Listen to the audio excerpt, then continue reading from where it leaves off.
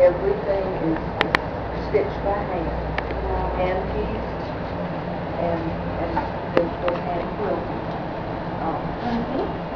Back in those days, very few families had sewing machines, so everything they made had to be done by hand. And this is called a log cabin pattern, and we decided to put it in Christmas colors, which would be wrapping off in November, so it was just the perfect time for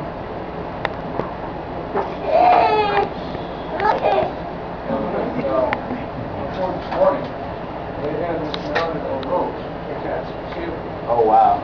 This, what they were doing those days, when they weren't quilting, they had the quilt raised up next to the ceiling, so they could see the roof. And when the ladies would come on the stove, and they would lower it down, so they could all work on it. Where did this tradition come from? Oh, China. People have been quilting for hundreds of years. Wow.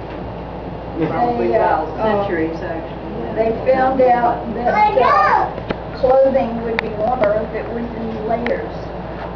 So the Chinese, I think, originated as the Egyptians had lots of quilted clothing. But the Americans started making their covers and quilting them. And people on the prairie, as they were moving west, they spent a lot of time making quilts because it gets cold out there. The wind never stops blowing.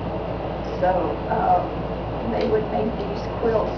A young girl would start by the time she was about 6 or 7 years old, and she'd have a little bag around her neck, and in it she had some scissors and thread and needle and little squares of cloth that she had already cut out to piece together. And when she had time between her chores, she'd sit down and she'd put these pieces of cloth together. And so that by the time she was old enough to get engaged, hopefully she would have 8 to 10 to 12 quilt tops in her home chest.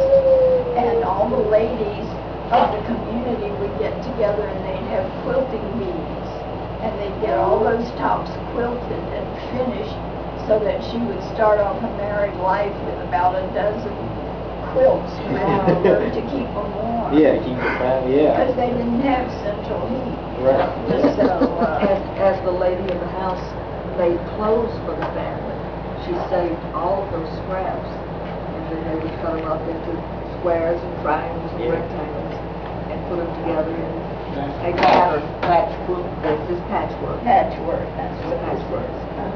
And there's another kind of quilting that we do, and Mary Alice is an expert at it. It's applique quilt. It's where you put one piece of fabric on top of another one, whether it's a design or whatever, and then you sew it down. You sew the applique to the back piece of fabric in whatever designs you've chosen, whether it's flowers or whatever.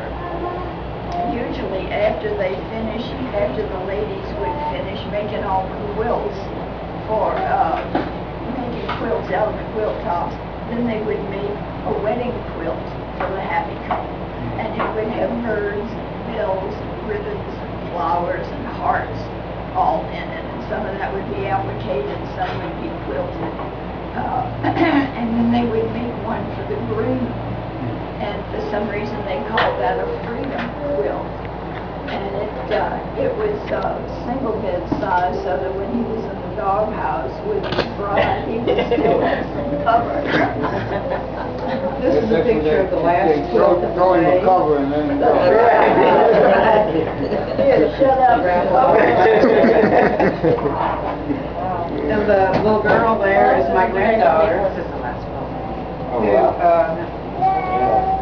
is 9 now, but she was 8 when she started quilting here. She's homeschooled, so sometimes her schedule allows her to come and quilt with us, but not today. Wow. How long does it take you guys to finish a blanket? It generally takes us about a year to make one.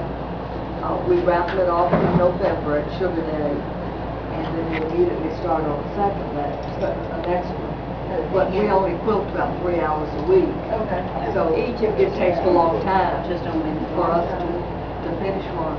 if you look right behind you, sitting on that box, the blue fabric there, that's a prostate picture of a hen house that Wow. will be framed and auctioned off. You can lift it up so you can see it better.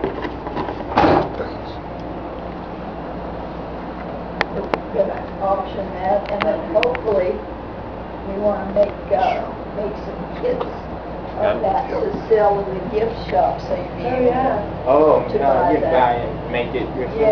Yeah. And this quilt will be finished before November, so what we're going to do is make small quilts, Potholders or or potholders, but something like that. doll Dog size, Oh. 18 to 24 inches or so in size, so that we'll have something to sell in the gift shop that, Will they have the same theme as this one? So basically. Okay. Different patterns, but the same holiday. same idea.